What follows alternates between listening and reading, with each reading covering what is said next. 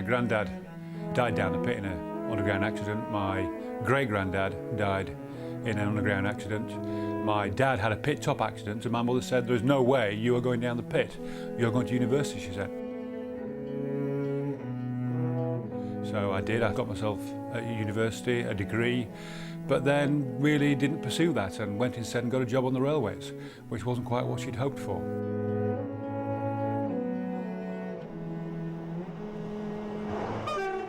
Rob Dawber's always been a bit of a one for a struggle. 5 years ago he lost his job on the railways. 2 years ago he finished his first film script, a cautionary tale about the railways. Round about the same time he found he'd got incurable cancer, contracted, he believed, on the railways. And the real struggle was just starting. My great-granddad was killed at 42 and suffocated underground. My granddad was suffocated underground at age 42, and I contracted mesothelioma, which was meant to be going to suffocate me, age 42.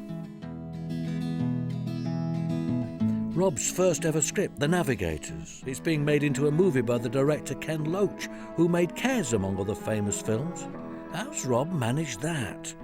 And the other question nobody quite likes to ask, of course, will Rob live to see it? I had waiting for me what I'd been promised for a long, long time, which was the contract signed by the producer. And I thought to myself, well, that's it, I've done it. Next 30 years, my life's sorted out. 9 days later, the doctor gave me the results and he said, I don't think you've got 30 weeks. Well, I'd been having slight chest pains, then became sharp chest pains. I was feeling pretty run down from about, December, or the end of 1996, which was unusual because, I mean, I'd been fit all my life and barely had an illness of any sort. And he didn't suspect anything. I mean, at that time he was thinking it may be an infection of some sort and didn't suppose anything else. He's never smoked or anything. He wasn't aware that he would ever work with dangerous substances either. Rob believes his cancer is a direct result of his working on the railways with asbestos, especially from work he did smashing up trackside ducting.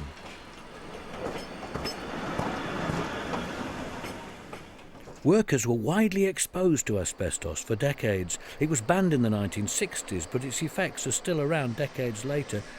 Rob's not the only one.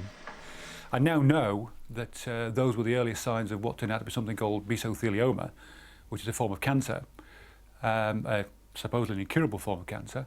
And as you get used to the idea and learning to live with these things, because in fact he was quite well when he was diagnosed, he was getting better, he'd been quite poorly, and was actually getting a lot better when he was diagnosed. So it's quite difficult to believe that you've got something that's going to kill you really quite quickly. Chemotherapy is not usually even tried in cases like his, but Rob forces his way into trials and gets the treatment he wants in his hometown of Sheffield. At the minute, I'm waiting to have my blood taken so a sample can go off to be analysed. That's to see if I'm up to receiving the chemotherapy. If it is, they prepare it. Meanwhile, I'm waiting in the reception room for that to be done. It takes about an hour and a half. Then I'm called to the chemotherapy suite and given the drug, which is making me better.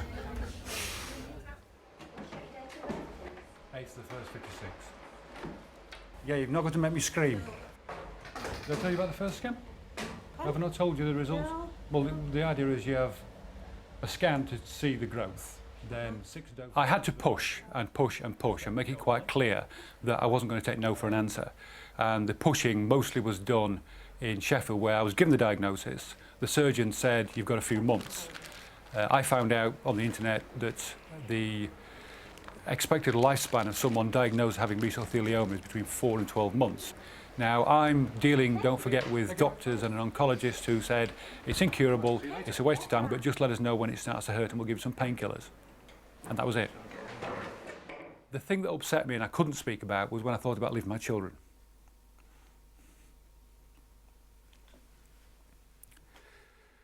I can't go. Sorry, it's not possible. I've got at least another 10 years before I can see my youngest daughter graduate and get a degree. So I'm staying around that long at least. Rob Dawber. Yes. Okay, thanks. There's a lot of taking seats and a lot of waiting about, but the chemotherapy does seem to be helping. I'm going to tear the magazine up. That's reasonable. It turns out the prediction I was given hasn't turned out to be true, and I think the first reason why it's not turned out to be true is because I ignored it, or rather chose to defy it. And I'm still here and in a position now to chase what might well turn out to be possibly permanent cures, but there's no permanent cure claimed in the world, though things are developing all the time, things are changing all the time, and if I don't go looking, I won't find it. You've got great veins for it to go into. We've used most of yours now, haven't we? Your veins. Well, I don't know. Just in both sides. But they're not, yeah. But they're not failing. You know, No, they no, go no, deeper no. if you've used them a lot. Well, she says that if you ruin all these, you can start on my head.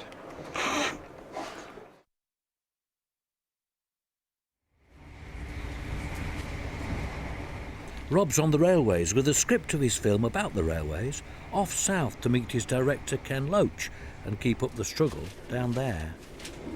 The film itself is very much a collaboration. We kind of knock the ideas backwards and forwards, and then Rob goes off and writes some more. And he's been very good. It's good that he doesn't take every suggestion too easily. You know, you've got to argue it through, and it's the stronger the argument, the better the final result.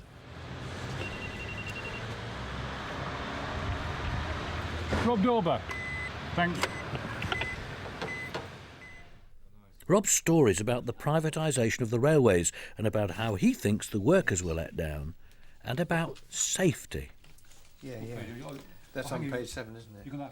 There's just something I've written note to myself here, which actually, it was something that occurred to me afterwards. Now, you said about, first of all, I've written too much about safety, but that was giving the game away right from the beginning, yeah? But it seems to me like what's in here now is gone too far the other way, because there's actually hardly anything said about safety. You take it out of the hotel brief and there's nothing said there at all. And the only reference now is this campaign on safety about, you know, we're going to get to an acceptable level, and that's making a comment. I mean, you might convince me otherwise, but it strikes me that it's not clear at the end why they're doing what they're doing. You can put the lines in so that when you're reading it, you say, yes, it's there. But actually in the thrust of the scene, they get lost because it's actually the concrete events that tell the story. Yeah, you're right. If we make speech beforehand, in a way, you know, we're walking all over it. Yes. The good thing about Rob is he writes from his own experience. I mean, everything is true. Everything has the taste of authenticity. We'll continue this process, I guess, for some more months, really. Point taken. Until we've got something that we feel is really tight and everything adds up and the characters are consistent and interesting and true. He keeps getting all excited about how he's going to be famous and big and he's going to make loads more films and everything. And it's strange, kind of, because it's like something you never thought would happen to you, but then it has suddenly. Time for a family holiday with the girls, off the chemotherapy and off to Spain. Over the 3 weeks in Spain, I got very breathless, the cough had started, I couldn't walk upstairs, I needed to sleep a lot, because the tumour had grown rapidly. In fact, it had wiped out all the benefits and gain from the previous February. So it's back onto the chemotherapy, not for a cure, because everyone says there isn't one, but to shrink the cancer, so he can at least breathe. So these are the lungs of a normal person, one on each side with the airways going in. What happens in mesothelioma is that the cancer arises on the membrane surrounding the lung. It gets thicker, forms a lump, and then gradually encroaches and starts to envelop the whole lung, to the point that eventually the whole lung is surrounded by cancer and is itself crushed inwards into the middle of the chest, and the patient has great difficulty in breathing at that point. So more tests to see what's happened inside Rob's lungs. Now he's back on the chemo. Shall we take the jumper off? Yes, please. Should you suffer from asthma or diabetes? Nope. So you've had this scans before without any problems? Yes. And then make yourself comfortable. Okay. Scanning itself takes about 40 seconds. The actual setting up and checking the pictures means you're here for about 15-20 minutes in total. This scanner takes you through, and it's like an X-ray machine, only with computerised equipment. It builds up slices of your body that it's looking at, in my case, the chest area. And the idea is then compare this scan today, which is in October, with the last scan, which was in August, and see whether or not the tumour on the right-hand side of the lining of my lung has grown or has shrunk, hopefully shrunk. Time, breathe in for me. Hold your breath in for me very still. Hold your breath nice and still.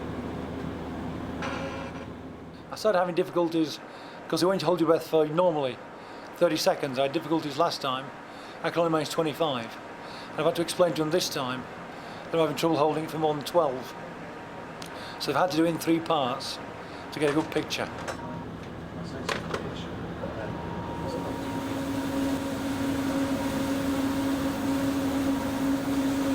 Never worried about exams or tests before, but this one does matter. Okay, breathe in for me now, please, and hold your breath in very, very still. There's been shrinkage of the cancer. He is feeling better, and his breathing has improved. There definitely is evidence of him benefiting from the treatment, so we're all very pleased about that. And we're going to suggest that he stays on the treatment really for as long as he can, and that's very much the way he feels. He felt he made the wrong decision, possibly, in stopping the first chemotherapy when the cancer came back fairly rapidly after it was stopped. Therefore, we, as well as he, are concerned that he stays on chemotherapy so long as it's working and so long as he's able to tolerate the side effects. A few weeks ago, I was laid in bed, semi-awake, semi-asleep, and I think I was coming out of a dream. And I had a sensation of feeling that I think is best described as serenity or calm or peace. Don't struggle, don't fight, don't bother. You don't need to, there aren't any problems really, just let it go. And I remember thinking, bollocks to this, I've got things to do. Plans have already been made, things have got to happen. I am not accepting going. My time is not up yet.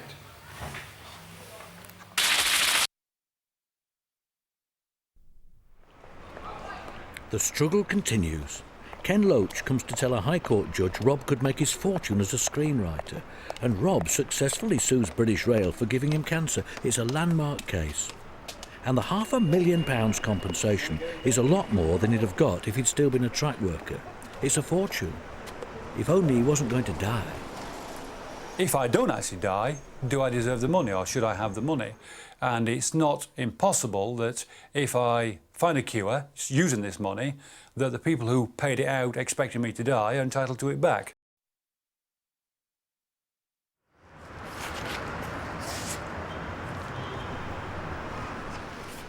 A fighting fund's launched soon after Rob's diagnosis. Initially it's to raise money to get him whatever medical help there is abroad that isn't available here. Now the emphasis is on getting attention paid to what asbestos has done and is doing and will do to other families. The idea of the fund is not just to raise money for Rob, but it is to raise awareness about the dangers of asbestos and how it can affect people's lives. And the awful thing about this disease is not just that it is incurable, but because it affects mainly working class people doing dirty jobs who aren't protected by their employers, even though they know of the risks.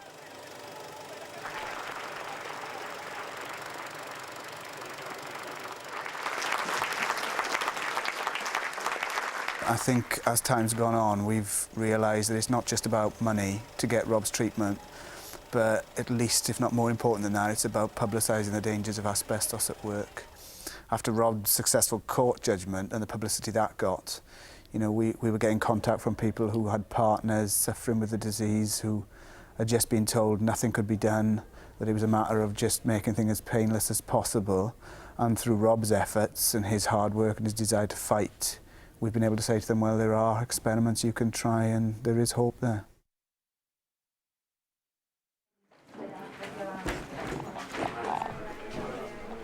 And now Rob's own film goes into production. There are weeks of preparation, recceing sites and casting local people, including Rob's own family and Rob. Okay, we'll try and get hold of them. Rob Dawber's been my main source of information about not only what people wore, but why they wore it and how they wore it. Because it's not something you can go and buy or hire from anywhere. It's something that you have to actually find real rail workers and ask them if they've got any old stuff, really.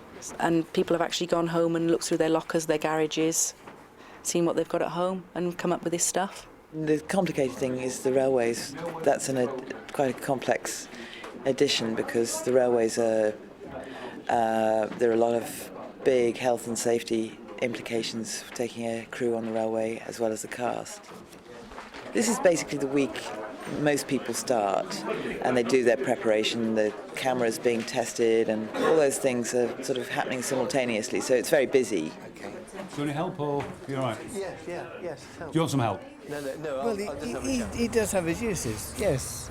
You know, sometimes if we let him off the leash long enough, it is quite useful. Argues too much. He argues too much, but then that's all right. If he argues too much, we talk about the light because we lose him a bit on that. And Absolutely.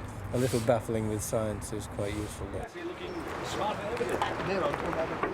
We are 3.5 days away from shooting. Today and tomorrow we're recceing all the main locations with the heads of department on the crew.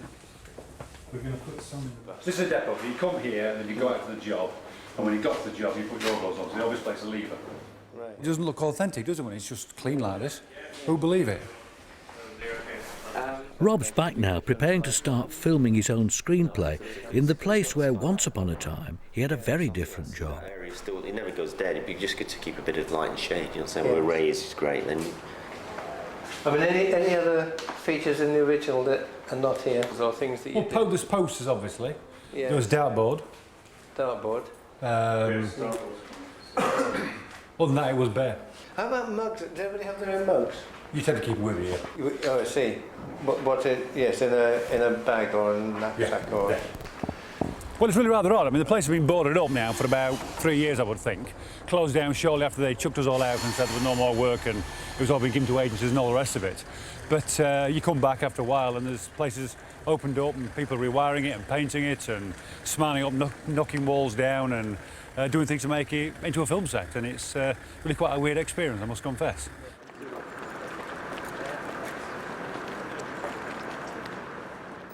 Basically saying they've had a shock, literally. Like when you go into hospital today, your body's gone into shock. And it's to do with the chemotherapy. So my heart beating in my chest, my throat started to get constricted, and one of the nurses came by in the chemotherapy suite and said, "Are you okay, Rob?" They took me across to a bed where they pulled shields around me very quickly, and then next thing I just closed my eyes and went with the flow. I didn't know what was happening. And then I heard someone else say, "I've got the emergency bed ready," and I looked up and there was about 7 nurses around and 3 boxes with lights flashing. It was all, everything was happening. I didn't know, and apparently that was it. I was in shock. I heard that someone said that my blood level pressure was down at 60/30, which is low, and apparently not far from the point at which basically your body's systems start closing down. That's what the chemo does to Rob.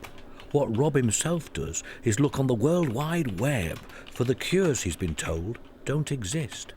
I actually started looking for the names of doctors and the addresses of institutions which were doing any sort of research on mesothelioma. And I've written to them all. I've sent out 306 letters in all, and we've had responses from about 90 of them. The internet's thrown up a whole number of possibilities so far, which are the basic ones for handling cancer, which are surgery, chemotherapy, and radiation. But also other possibilities, something that's been developed called gene therapy, which is about getting the body's immune system, which ordinarily would hold cancer at bay, to start attacking the cancer that already exists.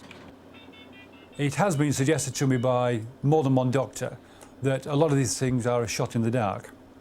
The problem is a shot in the dark is round about the best option right now. Dear Mr. Dawber, I regret to inform you that we Mr. have Dawber, no have received your letter regarding your interest in clinical trials here at Columbia University. I'm very sorry. Dear Mr. We have no the person most involved in new projects in the treatment of... Your letter has been received. Your letter regarding our experimental study... The United States looks the best bet, so he goes there with the girls, making the most of their time.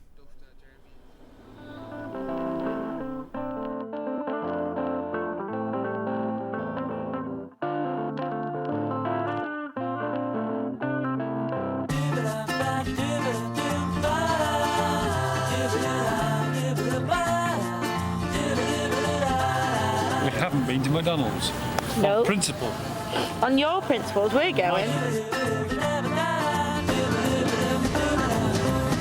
have you been doing? Shopping. Have you spent lots of money?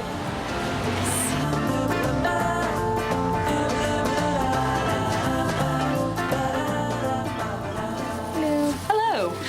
We've been to see Dr. Valerie Rush at the Memorial Sloan Kettering Hospital, who's a surgeon, and she's looked at the CT scans and discussed and gone through checks, etc., etc. And she thinks that surgery is not an option now.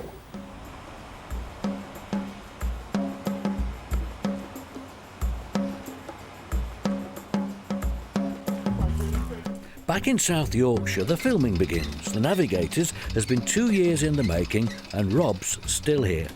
And his story is suddenly very timely.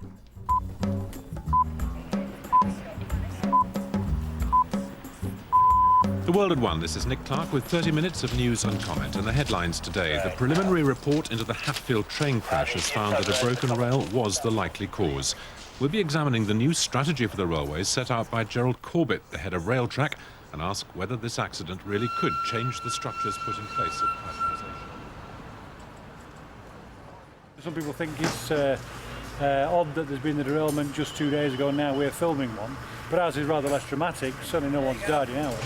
But it's about the running of the railways, and really it makes it more personal, I think, because there does seem to be more of this sort of thing going on.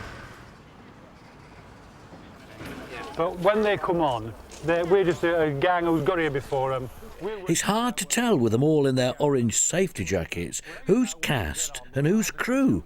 Even Rob, who seems to think he's back on the old day job. It turns out that with the extras they've asked for, there aren't enough people. So there I was with a little bit of railway experience. Would I mind just looking like a rail worker? So I've also got to try very hard and bring out the best of my acting abilities I don't have to do my best. I've even got a line to say. I mean, I'm bumping the field. We need Rob and his group and our gang up in the position they were. So Rob, with his line, now a bit part actor in his own story, and on with the struggle to tell it how it is, with time running out. Right, as soon as we can, please. The idea of the scene is it's a situation in which there's been a derailment. Derailments have happened regularly on the railway, it's just part of running the system. But on this occasion, when they turn up onto the site, they find that nobody can do any work, they can't do any work, the people before them can't do any work, because now they've got a situation where there's a number of different companies, all of them trying to keep up their profit rate and their revenues, who are concerned that they might get blamed. 105, take 2 on the end. The first job, as far as they're concerned, is to look at everything, check everything, and make sure that they cannot be blamed, or they can make sure in the clear whenever anything's looked into and people start passing the bills around. What that means is the people who want to put the track back and get the trains running can't get on for a day or so. And the point is what that breakup of the railways has done to the actual running of the railways is you had one more level of bureaucracy to the whole system, which is causing problems. Action! We don't get to see any script really until we get bits the night before maybe, or often we'll turn up and we don't know what, it doesn't tell us what we're shooting.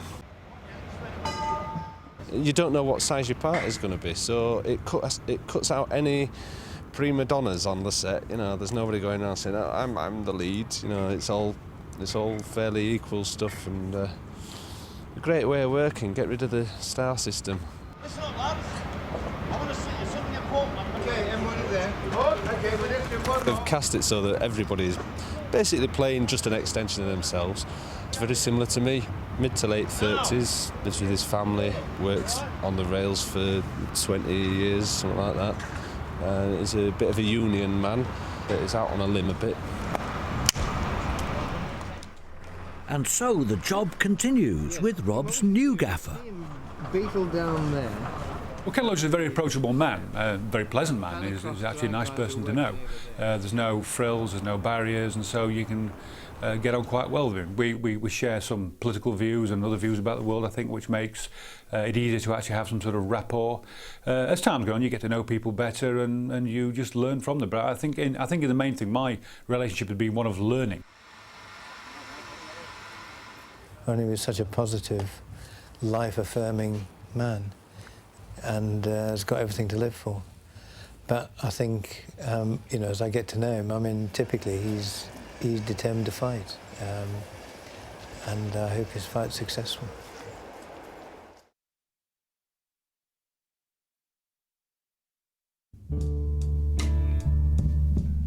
The Navigators will be released in the autumn, but Rob won't be at the premiere. His struggle's over. The last time he came down, he saw a cut of the film. Walking back to the cutting room from the viewing theatre, it was obviously quite difficult for him, but he was so lively in his spirit that we kept forgetting to walk slowly, so we'd turn around and he was having to take it easy. And I think that was the last time I saw him. I last saw him about 10 days to 2 weeks before he died. He was getting a little weaker. A few days after that, he developed problems with the clotting of the blood, which often occurs in patients with cancer. And he had a brain hemorrhage and a stroke. He was in the hospital in the intensive care unit, and it was clearly obvious that the cancer in the right side of his chest was growing as well, and he was having increasing difficulties with breathing. I mean, he wasn't in any pain. He was asked several times if he got any pain, but he wasn't in any pain. I think he was just aware that he was failing. I mean, he actually said, but he said this quite soon after he came off ventilation, he actually said, I'm sinking. So in the end, it wasn't a shock, because you felt, well, this was probably going to happen. So there was a long preparation for it. But I think everybody felt his loss. I mean, I certainly felt his loss. I never once saw him show any self-pity whatsoever. It was very much about keeping alive for all those people that depended on him. You know, I think without the chemotherapy, he wouldn't have seen the film being made, and he wouldn't have got to the point where he saw the first version of the movie. I really definitely believe that. And again, that's down to him and his commitment to fighting his cancer in any way he could find possible. I mean, what happens to the film, I don't know. I'm sure it'll go in the cinemas in Europe. When it happens here, we shall talk about Rob a lot then, really. And I think it'll be seen as his film, quite rightly.